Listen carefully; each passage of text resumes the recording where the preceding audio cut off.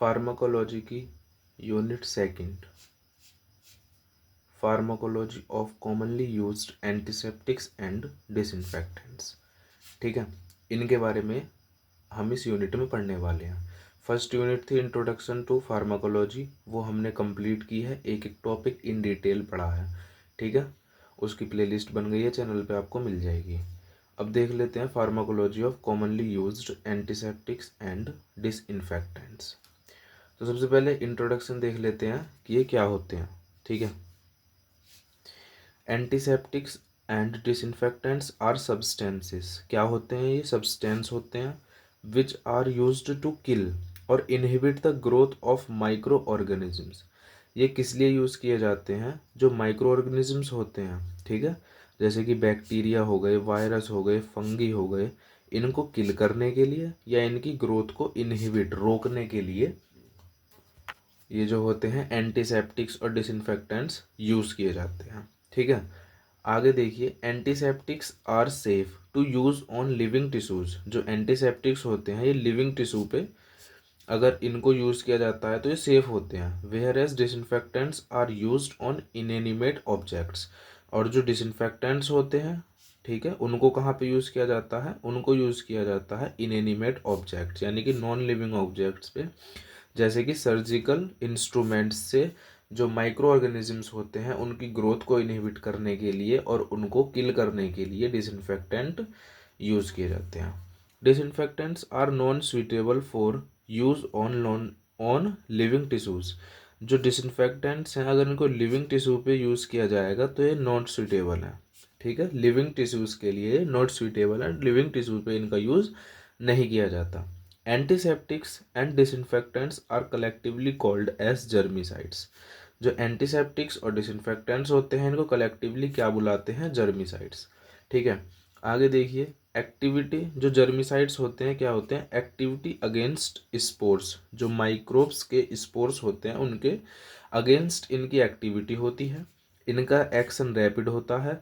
B non irritating to the body tissues. जो body tissues होते हैं उनके लिए नॉन इरिटेटिंग होते हैं, उनको इरिटेट नहीं करते, उनको किसी तरह का कोई हार्म नहीं पहुंचाते।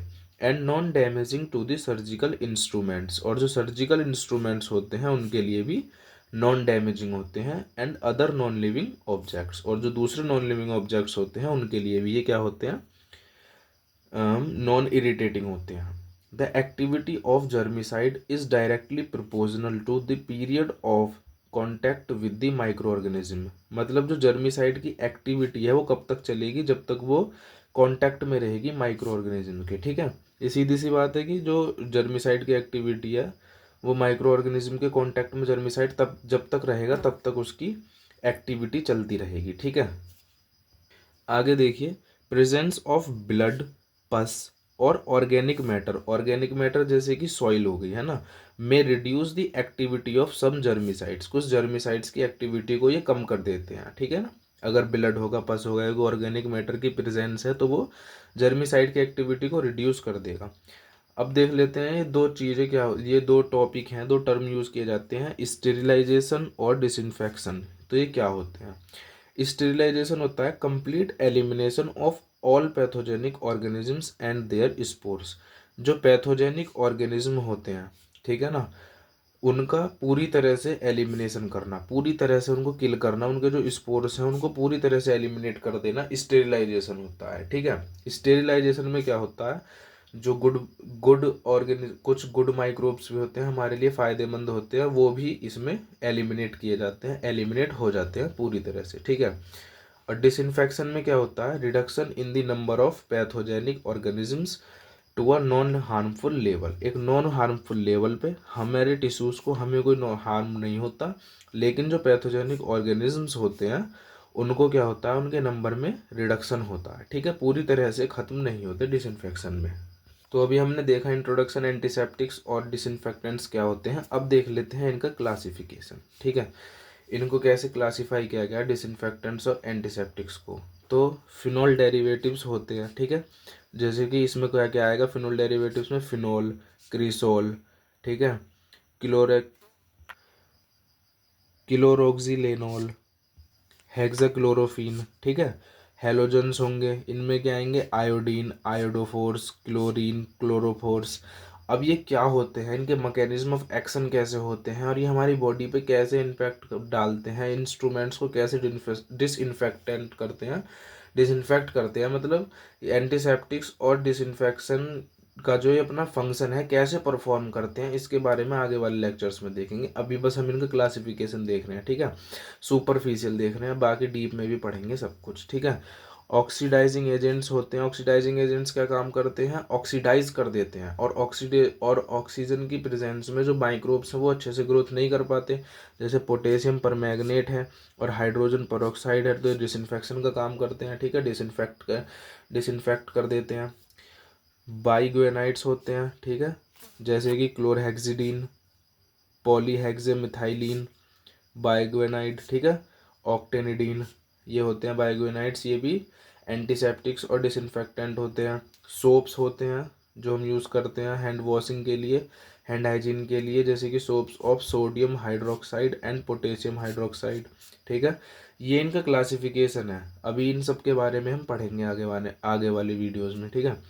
क्वाटरनरी एमोनियम एंटीसेप्टिक्स, ये क्या होते हैं, जैसे कि सिट्रीमाइड, बेंजाकोलोन, बेंजेलकोनियम क्लोराइड, डेक्वालिनियम क्लोराइड, ठीक है, सेटीपायरिडिनियम क्लोराइड। ये क्या होते हैं, कैसे एक्शन करते हैं, इन सब के बारे में पढ़ेंगे अभी। एल्कोहल्स, इथेनॉल और आइसोप्रोपानॉल, ये तो आपको पता ही है सैनिटाइजर्स होते हैं, ठीक है। एल्डिहाइड्स, फॉर्मेल्डिहाइड और ग्लूटारेल्डिहाइड। एसिड्स में बोरिक एसिड, मेटेलिक सॉल्ट्स होते हैं, जैसे कि सिल्वर कंपाउंड्स आएंगे इसमें, silver nitrate, silver sulfadiazine. Zinc compounds में आएंगे zinc sulphate, zinc chloride, zinc oxide होता है जो टूथपेस्ट में यूज़ होता है, जो ओरल कैविटी है उसको हाइजीन रखने के लिए, ठीक है। सबका पढ़ेंगे कैसे एक्शन करते हैं, कैसे क्या एक्ट करते हैं, सब पढ़ेंगे। डाइज होती हैं, ठीक है, ये भी डिसइंफेक्टेंट का काम करती हैं, जैसे कि gentian violet, brilliant green, acriflavine, proflavine, ये डाइज होती हैं, ठीक है। मैकेनिज्म ऑफ एक्शन देख लेते हैं एंटीसेप्टिक्स और डिसइंफेक्टेंट का, कि ये किस तरह से एक्ट करते हैं, किस तरीके से इनका मैकेनिज्म होता है एक्शन करने का। एंटीसेप्टिक्स एंड डिसइंफेक्टेंट्स में act by damaging the microbial cell wall, जो सेल वॉल होती है माइक्रोब्स की उसको डैमेज कर देते हैं, उनकी जो सेल मेम्ब्रेन होती है उसको डिस्टर्ब कर सकते हैं, ठीक है, उनका जो प्रोटीन है उसको डीनेचर कर देते हैं, न्यूट्रलाइज कर देते हैं, जो बैक्टीरियल प्रोटोप्लाज्म है उसको ऑक्सीडाइज कर सकते हैं, ठीक है, और interfering with essential metabolic processes, जो इसेंशियल मेटाबॉलिक प्रोसेस हैं जो उनको ग्रोथ के लिए, रिप्रोडक्शन के लिए ज़रूरी होती हैं, उनके साथ इंटरफेयर करते हैं पैथोजेंस की, ठीक है। इस तरीके से ये एक्शन करते हैं और डिसइंफेक्शन और एंटीसेप्टिक का काम करते हैं, ठीक है। अब आगे लेक्चर में इनके क्लासिफिकेशन में हमने जितने भी चीज़ें पढ़ी हैं इन सब के बारे में डिटेल में डिस्कस करेंगे, ठीक है। Thank you.